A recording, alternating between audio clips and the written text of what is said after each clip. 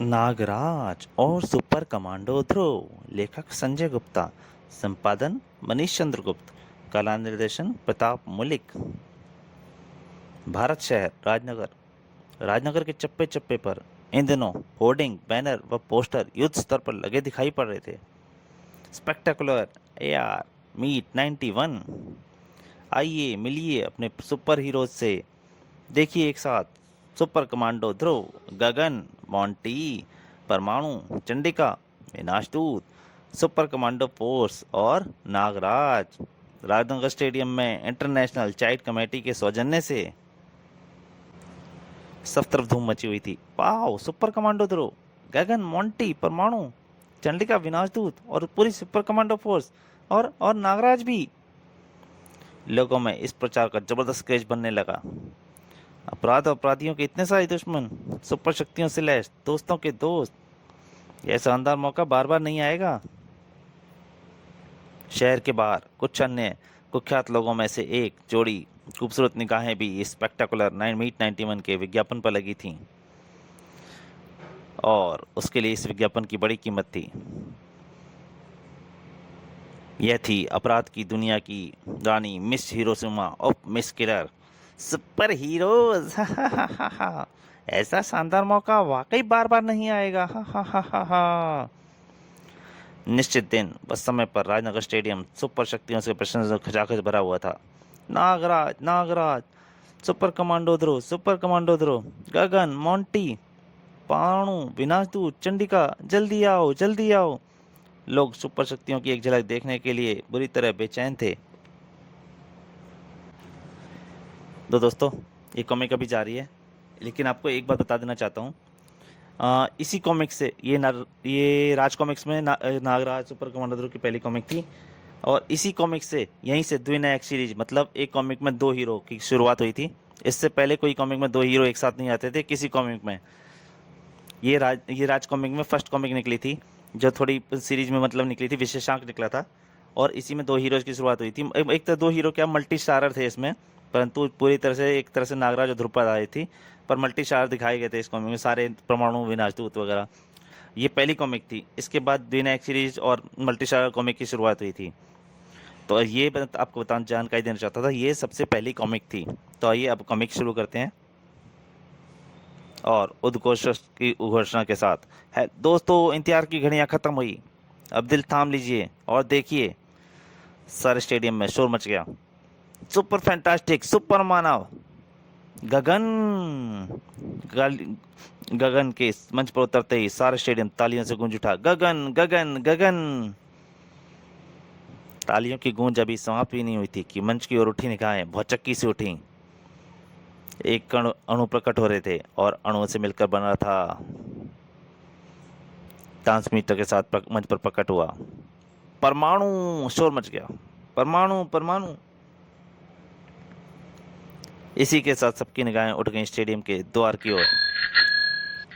ये तो super commando force है, सुपर कमांडो ध्रुव की सुपर फोर्स। ये थी सुपर कमांडो फोर्स। ठीक इसी पल स्टेडियम में गूंज उठी किसी मशीनी घोड़े की आवाज। हिं। यह कैसी आवाज है? अब कौन आ रहा है? अरे वह देखो ऊपर, ये तो मशीनी घोड़े की आवाज। यानी कौन था? विनाशदूत, विनाशदूत, विनाशदूत, विलक्षण मानव, विनाशदूत। अद्भुत। उद्घोषक ने सबका ध्यान स्टेडियम की मसाल के निकट रखी तोप की ओर किया। दोस्तों, अब स्टेडियम में तोप के धमाके के साथ प्रवेश करेंगी चंडिका। तोप की नली से गोले की जगह पुष्प वर्षा के साथ निकली चंडिका। आश्चर्य व रोमांच के साथ दर्शकों के मुंह से चीखें निकल गईं। इधर दर्शकों के बीच उपस्थित इस विशेष दर्शक ने अपने सिर से कैप हटाया। दोस्तों, मुझे भी पहचान लो। मनमानुष भागो, मनमानुष इंसानों के कपड़े पहने। सब तरफ भगदड़ मच गई। तभी माइक पर हंसी के साथ गगन का स्वर गूंज उठा। दोस्तों, आप जिसे देखकर भयभीत हो रहे हैं वह मोंटी है। मोंटी, मोंटी, उफ, कैसे कैसे विचित्र सुपर हीरोज का जमघट लग रहा है। मोंटी केवल इशारों की भाषा जानता है। गगन परमाणु सुपर कमांडो फोर्स चंडिका विनाशदूत सभी मंच पर उपस्थित थे और अब दर्शकों को बड़ी व्यग्रता के साथ जिन सुपर शक्तियों का इंतजार था वे थे नागराज और ध्रुव। सारा स्टेडियम नागराज और ध्रुव के शोर से गूंज रहा था।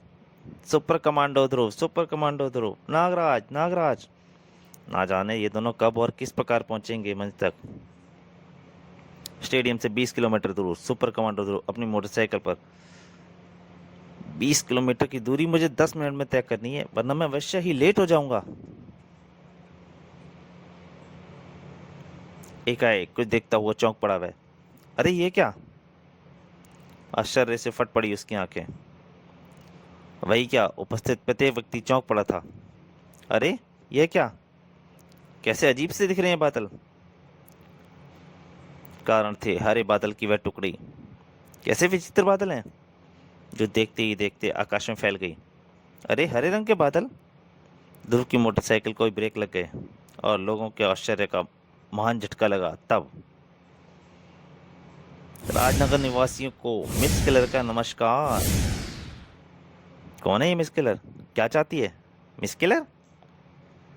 मिस किलर ये क्या भला है?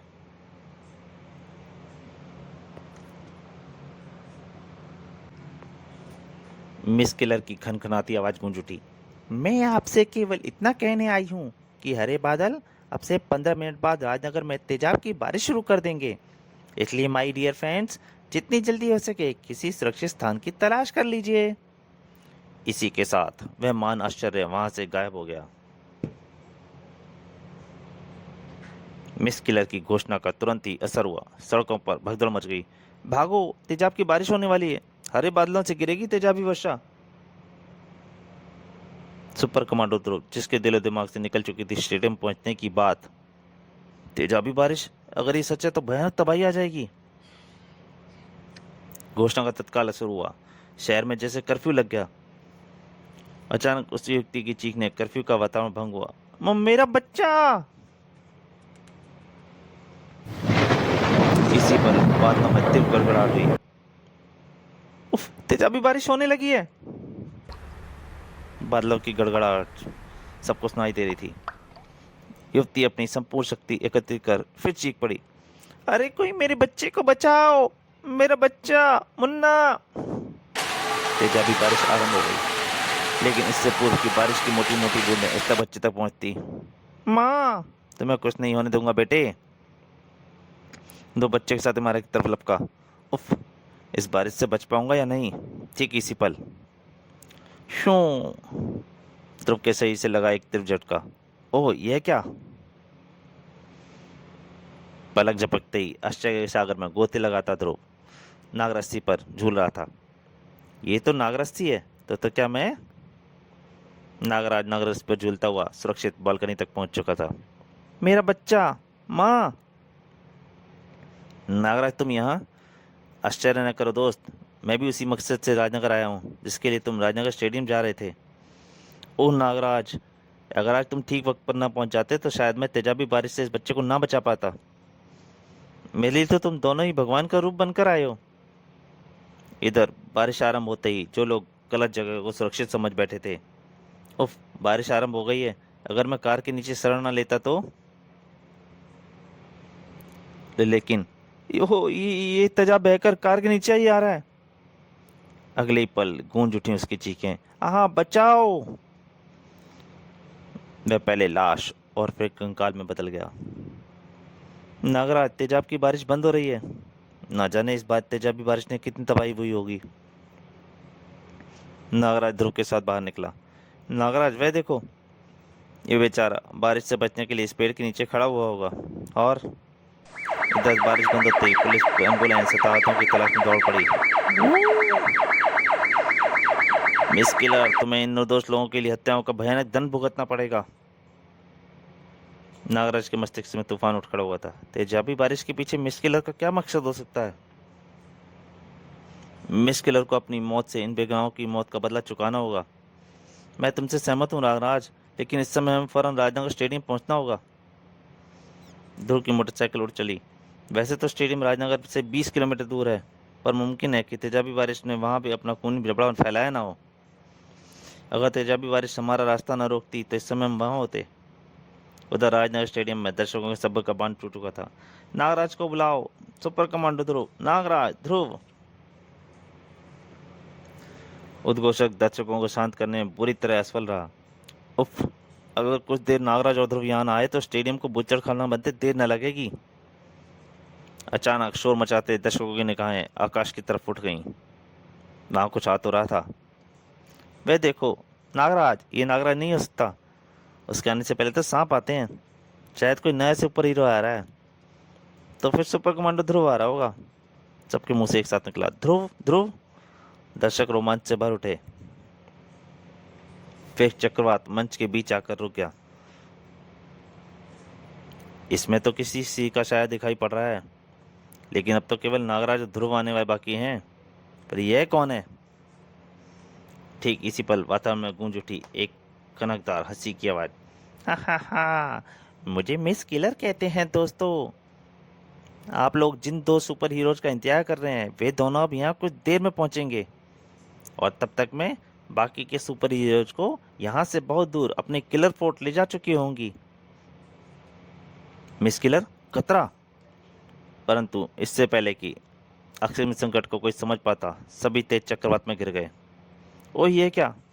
उफ, इतनी तेज हवा, ये हवा में घुमाई ली जा रही है। उफ। सभी सुपर हीरो चक्रवात में समा गए। दर्शकों में खलबली मच गई। सभी महाशक्तियों का अपहरण कर लिया मिस किलर ने। भागो भागो भागो, ये हम पर भी कोई मुसीबत आएगी। ठीक इसी समय स्टेडियम में प्रवेश किए नागराज और ध्रुव। नागराज, मिस किलर यहाँ भी अपना गुल खिला चुकी है। मंच पर कोई दिखाई नहीं पड़ रहा। सहसा मिस किलर प्रकट हुई। नागराज, सुपर कमांडो ध्रुव, मैं तुम्हारे देश की सभी महाशक्तियों को अपने साथ में ले जा रही हूँ, और तुम्हें चैलेंज करती हूँ कि अपनी शक्तियों के बल पर तुम इन्हें मेरे किलर फोर्ट से छुड़ा कर दिखाओ। जाने से पहले मैं तुम्हें वह क्लू दे जाऊंगी जो तुम्हें किलर फोर्ट पहुंचाने में तुम्हारी मदद करेगा। इसी के साथ हवा में लहराया सितारा सनसनाया और नागराज के ऊपर आकर टिक गया। ओह, नागराज, नागराज, मिस किलर कहाँ गई? उसे जाने दो ध्रुव, मैंने उसका चैलेंज स्वीकार कर लिया है। इस पर जापानी भाषा में कुछ लिखा है। ये क्या है? ये तो जापानी भाषा में कोकू जिकान लिखा है। नागराज, अभी तक हम मिस किलर का इन सब घटनाओं के पीछे उद्देश्य भी नहीं समझ पाए हैं। किलर की तेजाबी बारिश का रहस्य अब मेरी समझ में आ रहा है ध्रुव। वह हमें स्टेडियम में आने से रोकने के लिए न सिर्फ उलझाई रखना चाहती थी, बल्कि अपनी शक्ति का प्रदर्शन भी वह हमारे सामने करना चाहती थी, और वह अपनी इस कोशिश में सफल रही है। और फिर जापान एयरलाइंस के एक हवाई जहाज में भारत की धरती छोड़ी। उसमें सवार थे नागराज और ध्रुव। जापान की राजधानी टोक्यो में कोकुजुकान स्टेडियम। नागराज, कोकुजुकान टोक्यो का मशहूर स्टेडियम है। यहाँ पर भयंकर सुमो फाइट होती हैं। शायद यही हमारी मंजिल है। सुमो फाइट क्लब, यहाँ 500 किलो वजन तक के फाइटर्स की दिल दहला देने वाली फ्री स्टाइल कुश्तियाँ आयोजित की जाती हैं। सुमो सम्राट वान चिंगपोंग, सुमो सम्राट वान चिंगपोंग, मोगेम्बो, मोगेम्बो। दर्शकों को कान देने फुआर शोर गूंज रहा था। रेफरी का संकेत मिलते ही हाथियों की तरह चिंगारते हुए दोनों सुमो पहलवान आपस में टकरा गए। वान चिंगपोंग का भीषण टक्कर से मोगेम्बो गेंडे की तरह गरजता रिंग से बाहर उछला। धड़ाक, और दर्शकों में जहां वह गिरा खलबली मच गई। धम। बचाओ, ओ गॉड हेल्प मी। रेफरी ने उस फाइटर को विजेता घोषित कर दिया। वान चिंगपोंग। सांस रोके ध्रुव और नागराज भी उस सुमो फाइट को देख रहे थे। उफ, नागराज, मोगेम्बो के नीचे दबकर 3 व्यक्ति मर गए। बहुत बलशाली पहलवान है वह। नागराज अब वान चिंगपोंग फाइट के लिए फिर किसी को चैलेंज कहकर आमंत्रित करेगा, और ये क्रम तब तक जारी रहेगा जब तक कोई भी फाइटर उसका चैलेंज स्वीकार करता रहेगा। सभी नागराज की ओर देखकर दहाड़ उठा। तभी वान चिंगपोंग, चैलेंज! ओ, ये मुझे चैलेंज कर रहा है। चैलेंज! शायद मिस किलर ने मुझे वान चिंगपोंग से लड़वाना चाहती है। नागराज की मंशा समझ ध्रुव उछल पड़ा। नागराज तो तुम सुमो फाइट। नागराज को चैलेंज की लड़ाई लड़ने में मजा आता है दोस्त। नागराज रिंग में प्रवेश कर गया।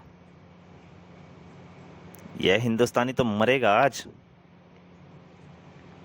तो दोस्तों, नागराज और सुपर कमांडो ध्रुव का पहला भाग यहीं तक। इसके दूसरे भाग में जल्दी आपके सामने हाजिर होऊंगा। तब तक के लिए नमस्कार।